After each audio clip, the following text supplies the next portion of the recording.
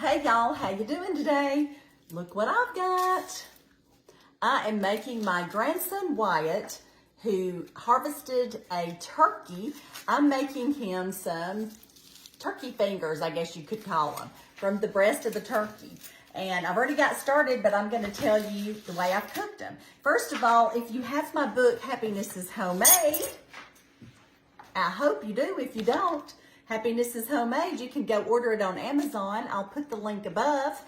And while I'm thinking about that, y'all do a lot of likes and loves down below to wake up Facebook and let them know we're here and we're cooking something.